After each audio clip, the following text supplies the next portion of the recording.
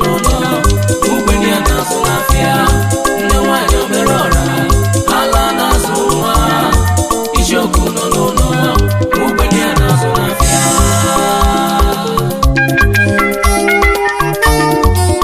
ọra na eze ekene m unu nke onye chiri nyazelu anyị si na ọkata tamarụ na anyị mma eke ya eketala anyị ifeọma oye ya eyetepụla anyị mma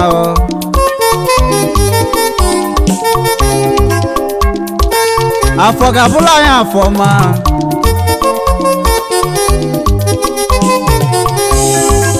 nkwọ ka anyị ga-eji wee kwadozi ụbọchị nkwọ ka anyị ga-eji wee kwado maka mbọsị eke ya bụ na nkwọ ga-abụla anyị nkwọ ọma ife onye chere nwa mmadụ na mmelụ nwa ya o daalụnị o nne nwanyị omere ọra ala na-azụ nwa isiokwu nọ n'ụlọ ugbenye na-azụ n'afịa nne nwanyị omere ọra ala na-azụ nwa isiokwu nọ n'ụlọ ugbenye na-azụ n'afịa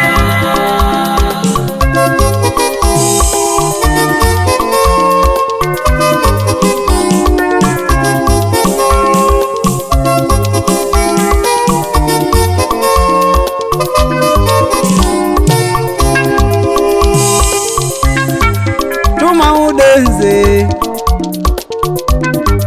isiokwu nwanne m ụbaka nwatụ na-agwa egwu ka mbụ bịa a na-atụrụ egwu na mgba otosenio egwegwuru nwoyi ụbaka nwatụ egwu bịa sena bọbị baịbụl n'anya o n'ụmanwụ deze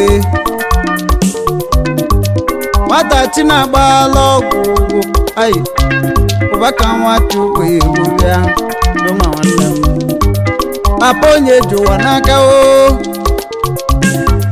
gwa m onye ji ụwa n'aka ọ bụrụ onye ọ dịlị mma tata o ọ bụrụ ya ka ọ na-adịlị mma echi n'ụma nwanne m egwu ka mbụ bịa o ibe agwa mụlụ n'elu ụwa onye etolila ogologo orozochi bụ ike m n'obi ike m nwanne onye ji ụwa n'aka o nwanne onye ka Chukwu nwanne ya bụ ọka aka o nwanne m na-achị nwanne ka m si ọchịmo ada m nwanyị daalụnị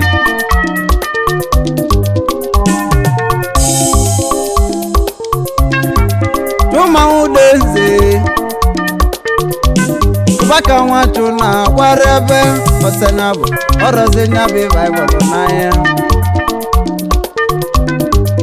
etesenio ogbegburu nwoyi obugo koya ụwazi esi n'ọbụla nne nwanyị omere ọra ala na-azụ nwa isiokwu nọ n'ụlọ ugbenye na-azụ n'afịa nne nwanyị omere ọra ala na-azụ nwa isiokwu nọ n'ụlọ ugbenye na-azụ n'afịa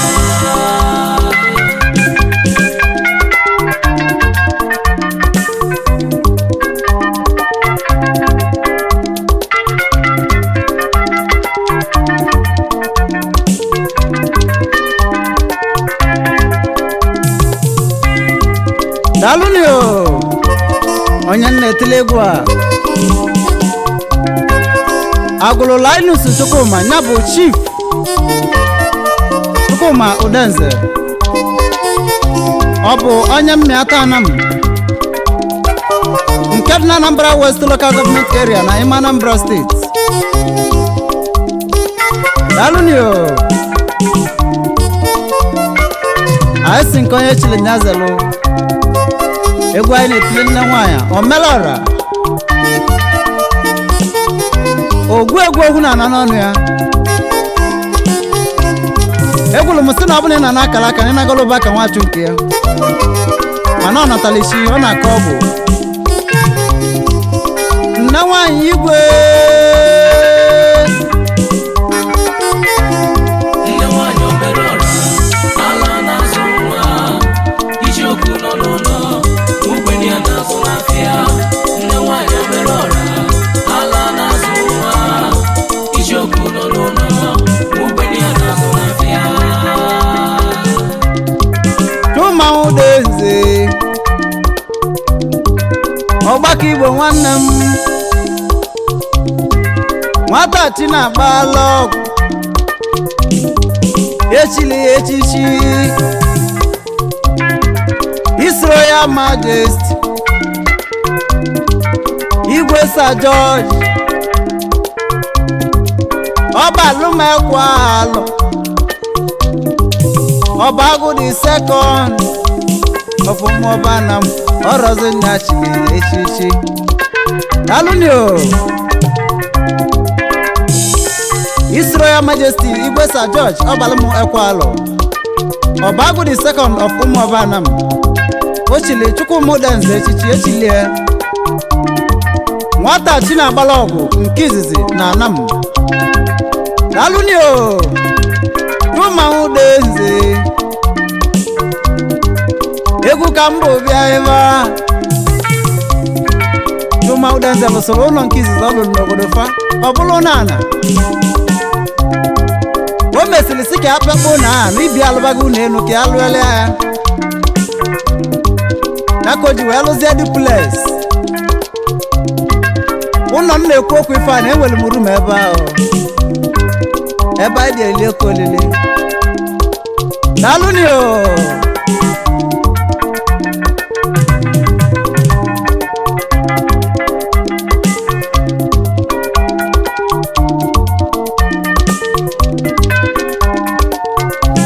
nne nwaanyị obere ọra ala na-azụ nwa ijiokwu nọ n'ụlọ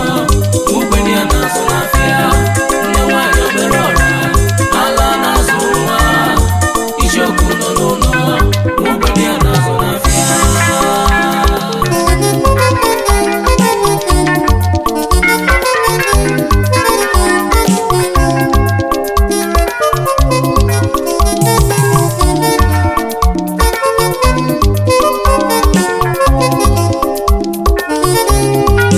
Chumanwụ Udenze kenezi nwanyị gị okele mala obi dị ya asị na o ji ọgwụ anụ Joy Udenze ya bụ okele mala obi dị ya mama Chukwu bụ ike o Joy nwanyị ọma daalụ egwu ka mbụ bịa ebe a anyị na-achụrụ egwu nwe na mgba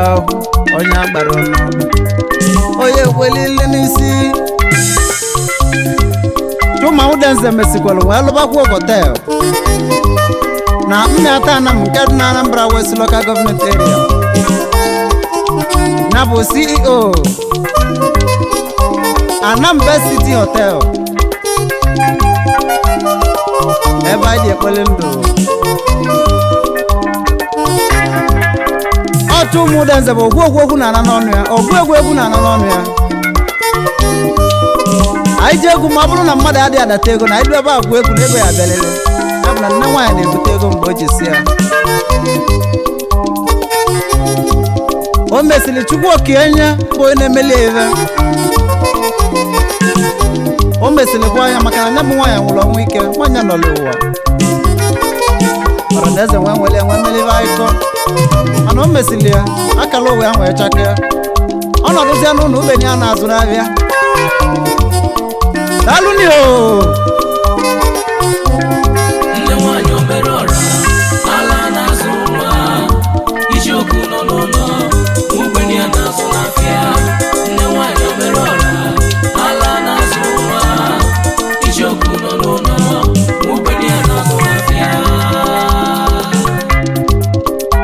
Udenze mụrụ mmụ ife ọbụla mmadụ na-eme n'elu ụwa ka ọ nwee gosi na nya bụ ife na-aka ọfụma ụma Udenze na-eme ya bụ ọgbakọ Igbo egwu ka o ji wee kalụsịa ndị ọ zụrụ erigo nne ọ nwere onye ọ zụrụ ọ na-ala akara aka ya maka na ọ bụrụ ọ na-ana akara aka ọ karịa n'ụba ka Nwachu ejila anyị nwee bido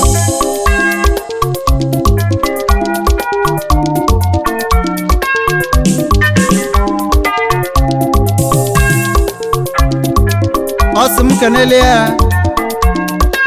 Dr. Romanus Obugo Koyowanze ọbụla tụle okwu na-ana n'ọnụ ya aka ji ọfọ nke izizi na Anam Obugo Koyowanze ebumegwu bịa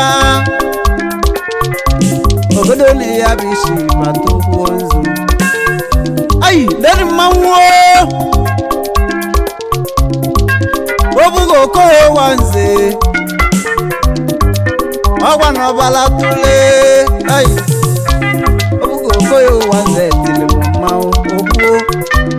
ụbaka Nwatu ya etinye ọkpa ayi ọ na-agwara ọka mmadụ ịchacha Koyowanze dalụ odogwu tilo ogboro mmanwụ dalụ Udenze si m kenele ya Mr. Chinedu nwa bụ nwanne ya bụ Chief Chinedu akụọ nwa bọdị nke izizi na Anam the Chief Priest akụọ nwa bọdị odogwu na-enwelube eze echi Igbo sababi n'ibere ka nsozi elu unu wee bilie n'ụmụ Udenze egwu si ewelu meze echi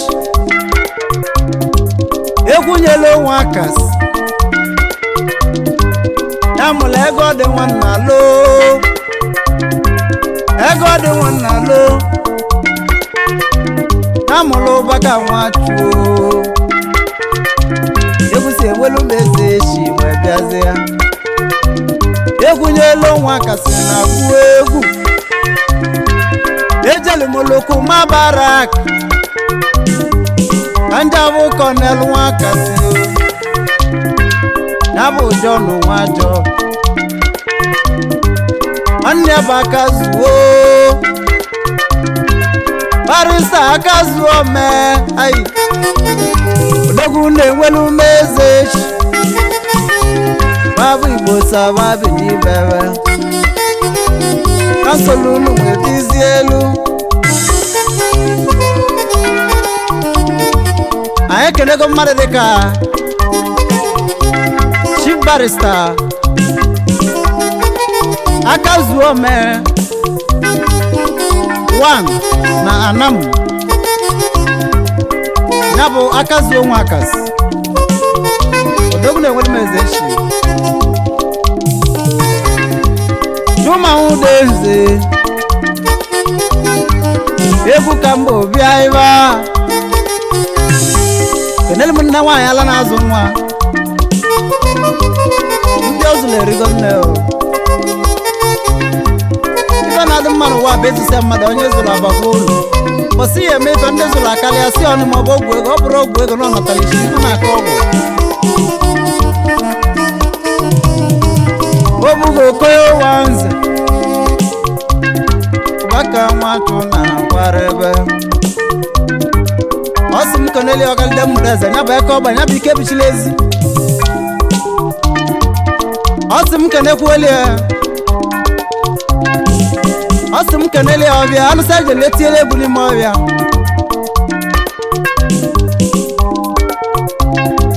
ọ sị m kenele nne m Igbo ọ sị m kenekwuole nne nwaanyị ala na-azụ nwa ọ sị m kelele ya mmadụ dịka ọzọ na Aguleri isi okwulọrụ na Ubeni a na-azụ n'ahịa ọkwụrụ ọgwọ ogwu egwu na-ana n'ọnụ ya nne nwaanyị omere ọra ala na-azụ na-azụ n'afịa nne nwanyị omere ọra ala na-azụ nwa icheoku nọ n'ụlọ ogbenye ya na-azụ n'afịa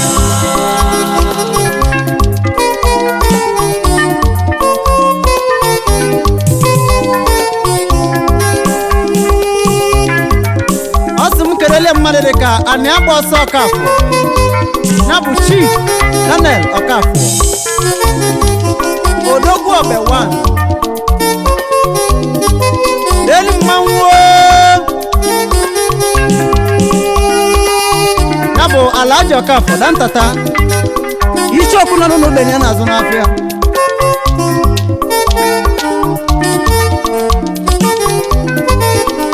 dalụnio ụtọmụ nwoke afọ egwu ma egwu bịa ya bụ papa mụlụ dịka na Asia papa Eliana Asia money dalụnio duma udanza simukenelia Onachalamu anakwaro na authentic money na India osi na ezuo karili atotu ngịga anyị ejiri ozi na ọsa rụziri rovelu osisi wasi na ọmarozi ntụ akpọ duma udanza simukenele mmadụ dịka ostata adịba mma ya bụ osi material odogwu nwanne m onye ọlụ wada nwanne m ayi osilo tata dịba mma ọ dịbali gbogbo osta nwanne m osi material ego igwe daalụni o ọsụ m kelele mmadụ dịka Ụbaka Sabideke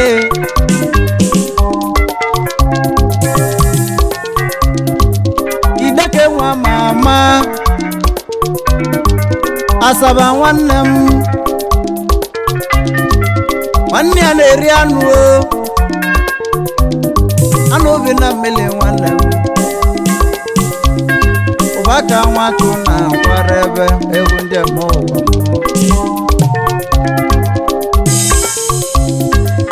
ọsị m kelele mmadụ dịka Ịma Ọbaruni Odogwu na mmụọ ji na ụmụ ọbana m Emmanuel Daluo ọ bụ ezi ọyị mụ Ọbaruni nwanne m Ụbaka nwatụ na gwara ebe egwu ndị agbọ ọsị m kelele mmadụ dịka EC Exchange mana atụgharị dọla to all currency nke ọbụla onye chọrọ nwelu ọsị m kenekwele mmadụ dịka Y-Star ezi nwanne nwoke Y-Star ezi oyi mụ ọ bụ nwada gị egwu ka mmụ bụ bịa ebe a ọgalide mmụda eze sokwu bute egwu ayi mụ na mmadụ bata ugbo nzu egwu tụma ụda nze dị n'ọgbakọ Igbo tụma nwanne m ayi onye kwele ekwe ekweta egwu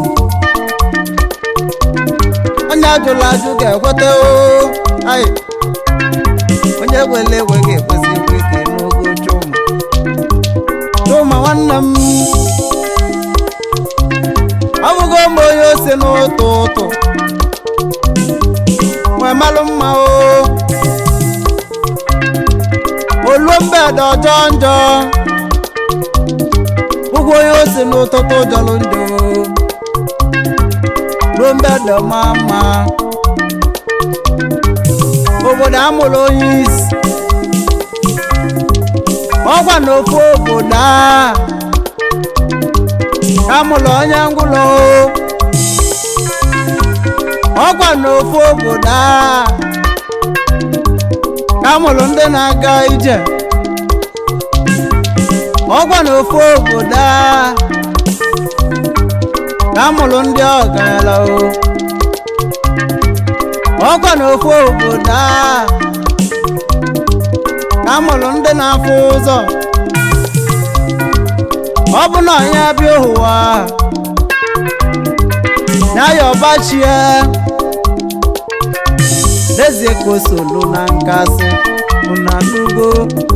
nne nwanyị omelọra bịa o ebe na-azụ ụmụ ogbe ihe mewelu m oke mụọ oju na-eme ọgọ ihe mewelu m oke mụọ oji nwa eme ọgọ ihe mewelu m oke mụọ oji ego eme ọgọ ihe mewelu m oke mụọ ụbaka nwatụ na-agwara ebe egwu ndị ebe nnu nne nwanyị obere ọra ala na-azụ nwa isiokwu nọ n'ụlọ ugbenye ya na-azụ n'afịa nne nwanyị obere ọra ala na-azụ nwa isiokwu nọ n'ụlọ ugbenye ya na-azụ n'afịa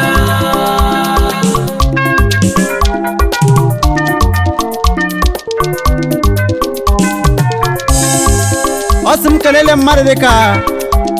Chief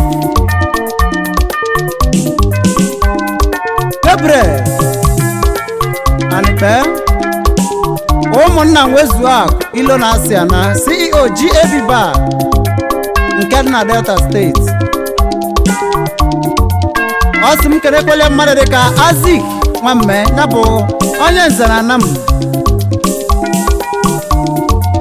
ọ sị m kelekwele mmadụ dịka Ọzọ na Aguleri ọ sị m kelele mmadụ dịka CEO Izara ọ sị m kelele mmadụ dịka Ekene dịrị Chukwu igiliga ego odogwu n'ọrọ m etiti Anam Okotoba 1st and 2nd every year ka o ji awa ji ọ bụ na ọwasịa ji onwe ebido libezi ife ọfụ ọ ka sokwa n'otite Anam maka na elisi otite Anam onye chọzi ewu ji ga-awụbazi mana nke a bụ nke ndị Anam na-eme in general ọ sị na onye ga-abụ chairman Oduakọ Mmili odogwu na isi ochi na Ebonyi steeti ibe a na-akọrọ ebe ọ na-adị Oduakọ Mmili Ebonyi steeti okosi eje ụba si na chu egwu ka mbụ bịa o daalụnị o ka anyị nwekwala egwu aka na mmadụ dịka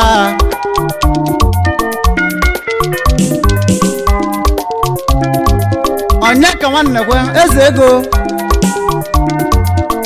bụ nwanne Baron odogwu na mmụọba Anam ka anyị nwere egwu aka na mmadụ dịka CEO Fanos Hotel and Suites ya bụ Azeko ọtabilo ya nwanne ya ka anyị nwere egwu aka na mmadụ dịka Oforasta ya bụ CEO Sky Gold Hotel and Suites ka anyị nwere egwu aka na mmadụ dịka Ezaya James ya bụ CEO Merit Santos Hotel and Suites ka anyị nwere egwu Anaba Nsugbe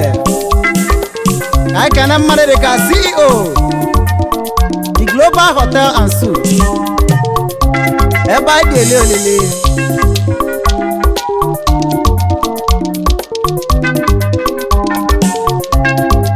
ka m nwere egwu aka na mmadụ dịka Eneni Enwe Itamba odogwu na mmụọ eze Anam obodo dịka atụ egwu ka m nwere egwu aka na mmadụ dịka aka na-ele ego Blessed nwere egwu aka na mmadụ dị ka ọfọma dansa erika o ji lebezi ego 500 ka ọ na-abọzi anyị ya bụ the celebrity dancer odogwu na mmụọ eze anam obodo dịka atụ egwu ka m nwere egwu aka na mmadụ dị ka manager p ya bụ chukwu jide ọfọ onyele mmagba odogwu na mmụọ eze obodo dịka atụ egwu daalụnio ka m nwere egwu aka na mmadụ dị ka our able manager Ibish ka m nwere egwu aka na mmadụ dị ka Chima Konga aka jụrụ oyi problem atadịrịla ka ahụ daalụnio ka m nwere ọyala aka na mmadụ dị ka Boysi Chukwu emelie odogwu n'ọla mme ụba ka nwatụ na-agwa ụba si na chu egwu ka mbụ bịa o Billion Star daalụnio anyị kwulisi ojije ka ọla eze okelu na nya ka ọla eze ọbịalibe onye abịagbunie okelu na mkpụmkpụ akwa na ya n'azụ anyị kwuru sị na nya ka ọ dị igwe ya edu onye ọbụla abịala obi chu ụmụ denze ma ndị ivi ya na-amasị ma ndị na-akpa egwu ya anyị ekenego ọra mmanya na ọbụla dị na anam mkpa ịsatọ nke onye chiri nya zelu ụmụ danza bụ onye bụ na ịkpọ ya egwu na mmiri ezoro ma ọ bụ na gịnị ya na-abụ okwu okwu ya anyị nwere ihe eji eme mmanwụ daalụnio anyị abụgo mgbọrọgwụ na ajọ ọrịa anyị ma na nwata chọba nke ọbụla ajọ nwa ihe nna ya nne nwaanyị ọ bụrụ na agadi suo ncha ya nwere isi ya na-edo egwe ya lotu ihe mere nwa ya ihe mere nwa ya mee maka na ọ bụrụ anyị mere nwa ya daalụnio anyị kwuru si na ya je ana n'ọnya bụ isi ije na anyị na-eje anyị na-anata ekpere anyị eje ekpere ọ na-achịli azụ n'ọnya bụ batụ senda